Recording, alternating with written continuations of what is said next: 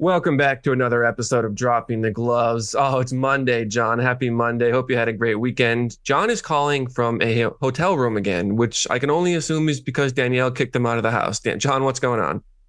False. But yes, that's always a good good option. No, we're in La Crosse, Wisconsin. Actually, we're in Winona, Minnesota, which is across the Mississippi River from Wisconsin. We're doing a camp here. The kids do a chant camp at our Shrine of Guadalupe, which is just a beautiful Catholic church here in La Crosse.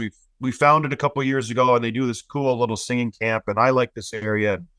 We usually camp, Tim, but my wife is 9 months pregnant, so we're staying in a hotel that has a nice pool and this and that. So they're at the camp. We pulled in last night like at 1:30. So I have the three little ones in the room next to me watching a show while I do the podcast because the show comes first. Always does. So And that's the what we're kids doing. know that too. They know. Oh, I told them to be quiet or they're getting their behind tanned. You know what I mean? Old school, baby. Just kidding. They would. But yeah, how was your weekend, Tim? That sounds great. My weekend was good. It was good. I don't even remember what I did. I just probably went hiking. One of those weeks. I hear you. No, I just on the moment, yeah. But obviously watched the hockey game. That was exciting. The new season of House of Dragon started last night, the Game of Thrones spin-off sequel. So that was good. And yeah, but the big thing was hockey. So we'll get into it. But before we do, this episode is brought to you by Bet365, the proud partner of Dropping the Gloves. Open an account with Bet365 today and bet on a huge range of markets. So whatever the sport, whatever the moment, it's never ordinary at Bet365. Use promo code HOCKEYCA today. John? And I don't want to cut you off, but if you were, listening to me, you would have won a lot of money the last couple of days because I said Florida win games 3, Edmonton will win game 4. So what are we doing here, everybody? Go to Bet365 and do what I say. Don't do what Tim says because you would have lost a boatload. I did the exact opposite. I had Oilers winning 3 and Florida winning 4. But yeah, Edmonton won in dominant fashion, staving off elimination, winning 8-1. Just a huge, exciting showing if you're an Oilers fan. If you're a hockey fan that wants to see the season keep going and not ready for the summertime just yet, let's talk about how this game started. The Oilers once again got on the board early with Janmark getting an opening the scoring on a 2-on-1 on a shorthanded goal with, I think it was Connor Brown. And a weird little play where Brown just extends behind the net, tosses it back behind Bobrovsky, and Janmark gets the rebound, even though Barkov's right on him. Buries the goal just about a minute and a half into the game, and the building is rocking. The fans are believing. They think it's going to be something different, more than what they've seen before. And then just 2 or 3 minutes later, Adam Henrique gets another goal. Again from Janmark. He makes a great play for the puck. He wins the puck battle in the corner. No look pass out front. Henrique buries it. It's 2-0 Oilers. The building's rocking. Everyone's going. And then Tarasenko scores just a couple of minutes later off that redirect from the point. The Panthers are back in the game. It's a 1-goal game. And you kind of think that they're going to battle back. It's maybe the best of the Oilers has already happened, but they opened the scoring again with Holloway, and the Oilers basically never looked back from that point. So it's 3-1 after the first period. And even though Edmonton's up and the building's going, it kind of felt like it was closer than 3-1. What did you see in the first period? We'll talk about game of inches. The first period pretty much solidified the whole game for both teams because in my eyes, the Panthers had the better first period. I think a lot of people would be in agreement with me, but hockey's a funny game, Tim. It's about momentum. It's about mental state. The Oilers felt like, in my opinion, they just got the huge monkey off their back. They got a shorthanded goal. They won the special teams in the first period, and they were able to get some puck luck and some good bounces and beat Bobrovsky. And the Florida Panthers were able to hit a couple posts because if you look at it, game of inches hockey, people talk about that cliche all the time. Before the shorthanded goal, Tkachuk hits the post. Reinhart has a wide open net, hits the post. If either of those pucks is an inch inside, it's a 1-0 game for the Panthers, and the whole building goes, oh crap, here we go again. We're going to lose. They're going to win the cup on our home ice. And their buttholes pucker up, and it's just a completely different game. But both pucks hit the post. The Oilers go the other way. Reinhart or Verhaeghe makes a terrible decision diving down. Connor Brown pokes it around him. It's a 2-on-1. And a good play by Connor Brown. Bobrovsky's in position the whole way, but he has a lot of time and patience. So a lot of guys would have just threw that at the net and hoped for rebound. He's able to go around Bob and throw it in front. But it's just amazing how literally, Tim, a game of inches. The cup could have been awarded last night if Tkachuk's shot goes in or Reinhardt's shot goes in. That's how fickle it is for the brain of a hockey player. If they see that puck goes in, Skinner's like, here we go. All the guys like, here we go again. And lo and behold, it doesn't go in. The Oilers get the next two. And then the other key spot in this period, I think, it's 2-1. Tarasenko just scores the first goal for the Panthers. Tkachuk, and who's he on a 2-on-1 with? Is it Verhaeghe? Yeah, and he goes cross ice to Verhaeghe, and Stuart Skinner comes across and makes an amazing save on Verhaeghe cross ice. It was just it would have been 2-2 again, game of inches. Stuart Skinner, his eyes are closed. He's going east to west, and he just throws his big arm out there, and he makes a great save. And you can tell he has no idea where the puck is. His face like collapses on the ice, and the puck's just right there. So those two sequences, in my eyes, the post and the goal, and then that save by Skinner, sealed the fate for the Florida Panthers. It was just Edmonton Oilers got two big plays, and it was away we went.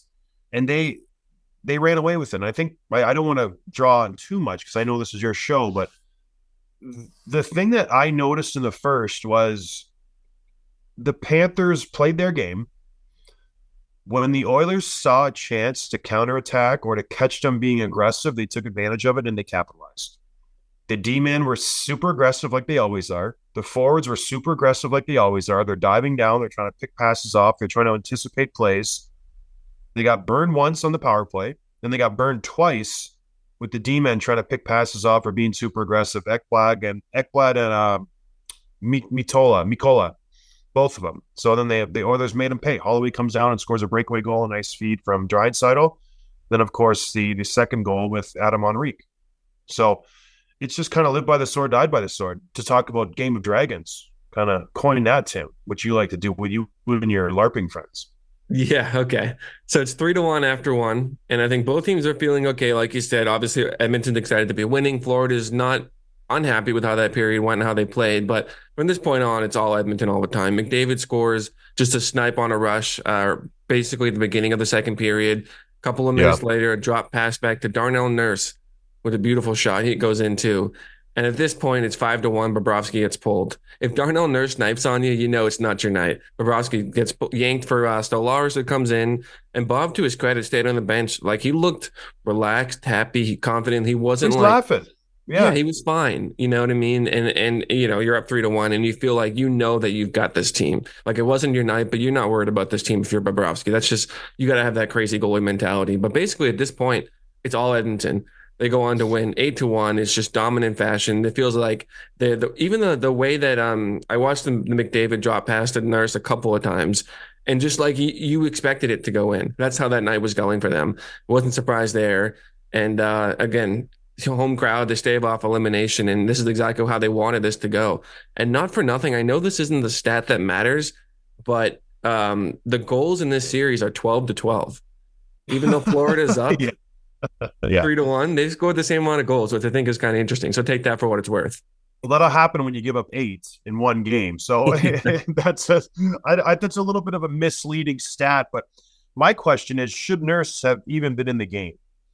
Because he comes across the ice and tries to lay a hit on Sam Bennett. Initially called a 5-minute major. Ref threw his hands up. That's it, 5 minutes. They review it, downgraded to the 2-minute minor for tripping. Right call from the referees. Obviously, a lot of criticism because earlier in this series, you saw Fogle take a run at Bennett behind the net, catches him, and he gets a 5-minute major, game misconduct, not a suspension. What are your thoughts on this hit? They reviewed it and they downgraded it. Huge momentum implications by doing that. So what did you think, Tim? Yeah, it's the same thing I said last week. I feel like it was the right call because for something like that to be called in the playoffs, it has to be over the top egregious. Even if by the book, technically, it might be a major or whatever, follow the rule book. I just feel like you call the game differently in the playoffs. I know people argue about that, but it's just the refs don't want to impact the game in that way. So I feel like downgrading that was the right move. Yeah, it's the knee penalty is such an interesting penalty because a lot of the times, and it happens more and more often, where the player will see the guy coming to try to hit him, and he tries to move, but the last thing you get out of the way is your bottom half. So your legs stay, your shoulders dodge him, but then your knee takes the impact or your hip or whatever, and it's either called a kneeing or a tripping. We saw that happen to McDavid earlier this series where he dodged a hit and the guy got a tripping penalty. I saw it was outrageous. I like this call by the ref. If anything, it might not have been a penalty at all because Bennett sees him and he dodges out of the way. Nurse is going through the body, and it's not his fault that Bennett dodged out of the way right at the last minute.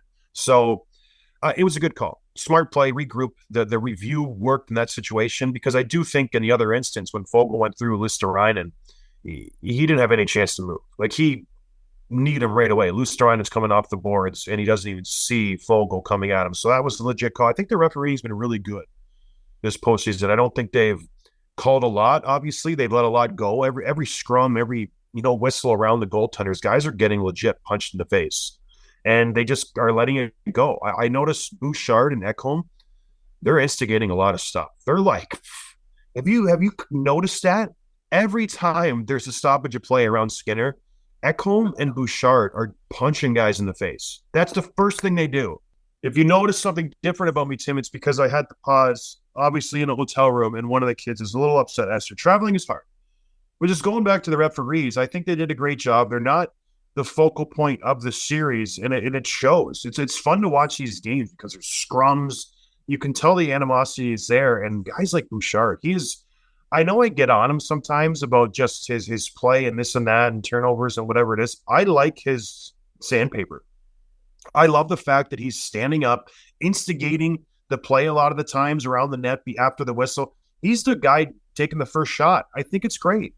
That's what Jason Gregor told us that Duncan Keith taught Evan Bouchard about playing in the playoffs is like, you have to stand up for yourself. Other guys can't do it. You have to be willing to take the punch, throw the punch. And he's doing that. He's showing it. He really, really wants it, which is good because you think of him sometimes if he's not on, he can be a one-dimensional player who's not producing. What else does he give you? But he's really stepped up as the series has gone on. He has. And speaking of Duncan Keith, he obviously, as every ex-player does, he works for the Oilers now. And did you hear what he was saying to the team before this game, going to the locker room, giving them advice, saying, we were down 3-0 to Vancouver, and we this and that and the other. Duncan Keith listens to the show, I think, because he's parroting everything I'm saying to you and to our great listeners. He's just taking that and then telling it to the Edmonton Oilers. So we should be coaches, Tim, or some kind of advisors, because everybody's stealing our stuff. So now the 8-1 win, obviously the series is at 3-1. I have a few big questions and takeaways to run by you. The first one, Bobrovsky, obviously, not the only reason, but probably the biggest reason that the Panthers went up 3-1, and then he lets up a stinker in Game 4. Is this a blip on the radar, or if you're Edmonton, are you thinking, okay, we feel like we cracked him a little bit, we've proven that he's mortal, and we're going to build on that, or is this just one bad game and he'll be back in Game 5? Listen, the Oilers lost 4 games in a row in the regular season, 0 times. So it's hard to beat a team 4 times in a row, any team, let alone in the Stanley Cup Finals. So I think this is a blip on the radar. It's a lot of travel getting to Edmonton. They played a lot of hockey lately. It was bound to happen. And when you look at the flow of the game, I don't think Florida played all that bad. I just think they were tired. They kind of gave up a little bit once it hit 4-1. Once McDavid got that goal at the start of the second period, you could tell they were just like, crap. Okay, like let's punt to next game. Let's get back to Florida, regroup.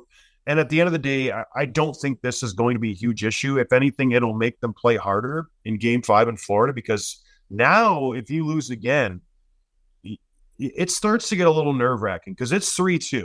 And then things start to get real. But I do think it was just a blip on the radar. Bob, like you said, smiling on the bench. There was a sequence where Edmonton flipped the puck into the Panthers bench and Bobrovsky caught it. And the fans were cheering because he made a save, and he was smiling. He joked to his trainers like, ha, ha. So they're still taking it fairly loosely. They went into Edmonton, and their job was to win 1 game. And I know the score was 8-1. It was ugly, but they're flying back today. They're happy. They're up 3-1. They have to win 1 of the next 3 games. So they did what they were supposed to do. They got a game on the road, and that's all they wanted to do. I know the other game was ugly, 8-1, and people look into it, but if it was a 2-1 overtime loss, would it have been better? Maybe, but who cares? It's a loss is a loss. You just shake it off and you move on. Yeah, I agree. It's really hard to eliminate a team, especially when they're playing at home. So I think you're going to see Edmonton's best in Game 4, and you saw it. So my But next Tim, question. my question for you is, does this do more for Edmonton? Because I don't think it affects Florida's mindset very much. They're going to regroup and just go back to work. I think the matchups will be a big thing for Maurice again. Does this do more for Edmonton? They have slayed the dragon. Like you said, they got 5 on Bobrovsky, where they only got, before this game, they had 3 in 3 games or 4 in 3 games. So is this a big win for them going into Game 5? Of course, yeah. I mean, because I think both teams think they're the better team. You know what I mean? And even Knobloch said, I think we've proven that we can beat this team before they even did. And so I think if you're Edmonton, you haven't allowed like a whole bunch of stinkers. You haven't lost 8-1. Like you haven't been blown out in this. You feel like you've been in most of these games, and they were closer to the end, even the ones that weren't close by the final score. I mean, game 3 was 4-3. Game 2 was 4-1. Like you could have been in either of those games. So I feel like you get the offense going, like you can. You've proven that Bobrovsky is beatable, and you have to win one on the road. Then you have a chance to tie it back up at home. You're feeling pretty good about that. So, and they said in the broadcast over and over again, and as you have, like in the series like this, you don't think about the rest of the series. You think about just one game. We got to win the next one, one at a time, one at a time. My last question for you. That's a lot easier to think about when you only have to win 3 now instead of down 3-0 is a mental hurdle that it's like, man, this is very hard. But when you're only down 3-1, it's like, man, 3-2, then we're talking. So yeah, go ahead, sir. So McDavid had a goal and 3 assists. He was the first star of the game, and he set the single season playoffs assist record, beating Gretzky with 32. The record was 31. Do you see a scenario where even if the Panthers win the cup, the McDavid wins the Conn Smythe? No, and it's solely based on Bobrovsky because he's had such a strong series in the first 3 games. If he were mediocre and the games were higher scoring, then maybe I would say yes, but you have to really, really, really be outstanding to steal a Conn Smythe and your team loses. The last player to do it was Patrick Waugh when Montreal lost and he stood on his head. It's so rare for that to happen. I can't see that happening. Do you if he keeps, just say they lose Game 5 and he puts up like 4 points, you see the Conn Smythe winner? Well, it's interesting because only of all these points that he has, only 6 of them are goals, which is really low for a player. Right. And you're looking at the entire the playoff series, and the playoff postseason. But the other thing I think about is like the NHL wants to give McDavid that award. So if it's close, don't you think they would to like get him the Conn Smythe? Like they've been waiting since 2015 for that. He doesn't get the cup, but getting him the MVP is something that would be objectively just good for hockey, good for sales and posters and video games and all that. So maybe, I don't know. It'll be close. Do you think Connor McDavid wants to go and accept the Conn Smythe?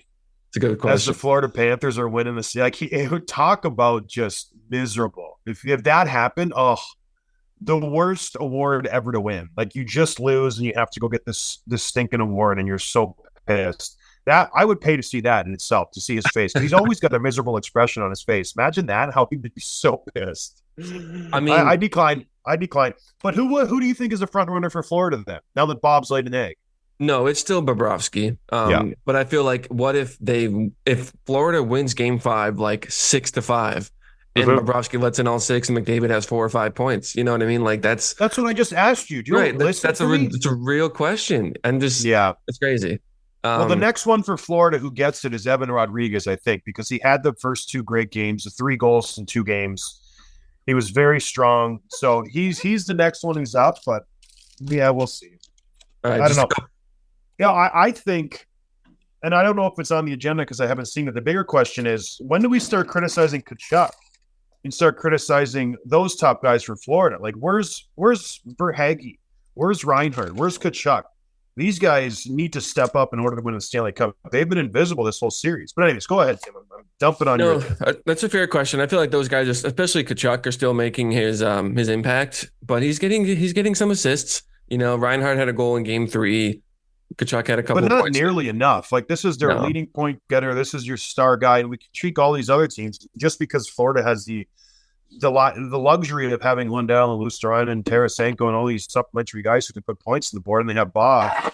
It's just like, what about a Brandon Montour? Where has he been? I think Florida is just they're playing great because their team hockey's so high, but they got a lot of guys who could probably take it to another level. Yeah, so there's a quote from Kyle Luckposo. I think it was between games 3 and 4. And he's basically, he's one win away from winning the Stanley Cup, and he hadn't played in the playoffs in 7 years. He said, quote, "There's so many guys that haven't played in the playoffs that would be absolute dogs in the playoffs." Who comes to mind for you? Well, Jeff Skinner probably. I don't know. Well, he's talking about his old team, you would think, or even the guys in the Buffalo Sabres. So probably a lot of guys in the Sabres. I would love to see a Tage Thompson. Yeah. My God. I think that would be fun. But there's a lot of guys who are playing on good teams who, like a Taylor Hall. He really only had one good playoff run, and then he's just been languishing on bad teams his whole career. He would be fun to see go on a long playoff run. Like, he's the prototypical power forward who would succeed in the playoffs. So guys like that. Who jumps out to you? Brady Tkachuk. He's just this is built. Well, he's there too. He's watching the game.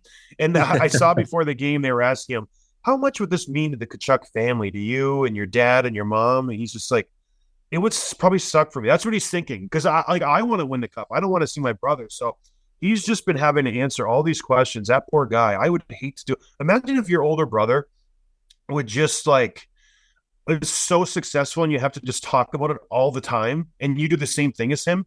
Imagine if he was on Spit and Chicklets and he's like, "Oh man, your brother's so good on Spit and Chicklets. They're winning all these awards and they have so many listeners." Isn't it fun to watch him? It's just like, oh my gosh. No, it's not. It sucks. Poor guy. Yeah. All right. Anything else on game 4 before we move on to predictions for tomorrow night? I just think the Florida Panthers, at the end of the day, they just got caught playing their own game. And the reason they got caught is they were just tired. I think they were out of gas. They were doing the same thing they did in game 3, 2, and 1. But Edmonton took advantage because Florida was just they were out of gas. And they were, I don't think it was a panic button for anybody with the Panthers. I think they played fine. And I even think Maurice pulling Bob early in the second was a smart move. He's like, all right, we're done. Like, let's just pump the brakes and we'll punt to game 5 because we're the better team. We're playing not bad, but Edmonton just got a number. And it happens. It happens in a series.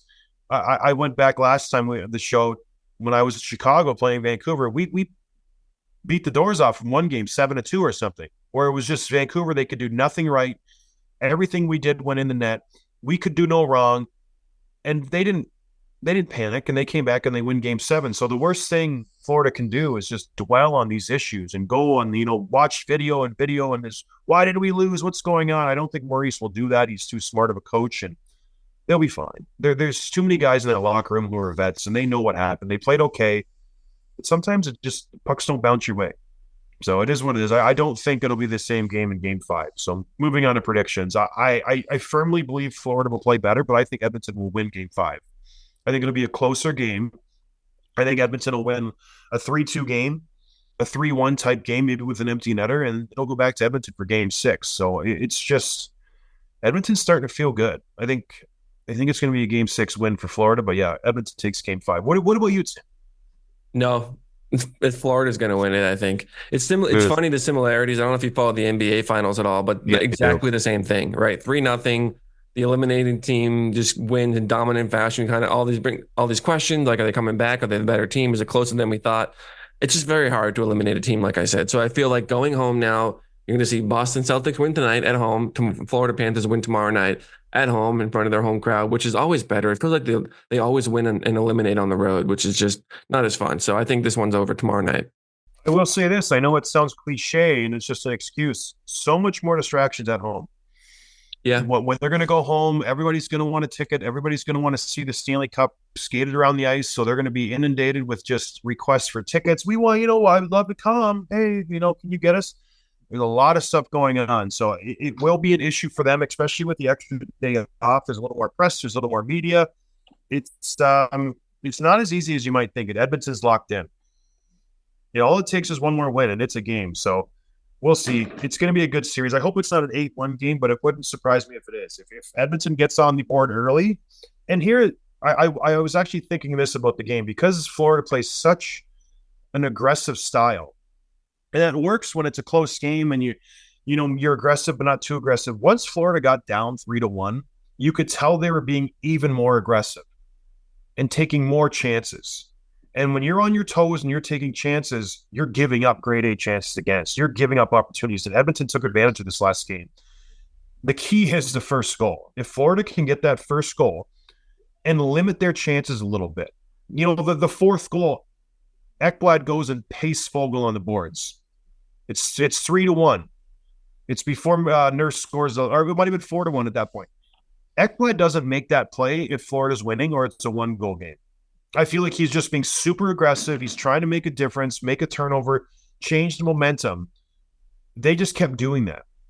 And it just compounded their problem. So if Florida can stay with it and get a lead, they'll be fine.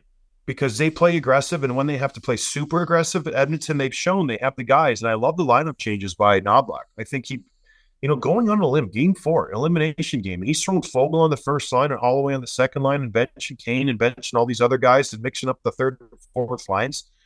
He's not afraid to mix things up. So I don't know.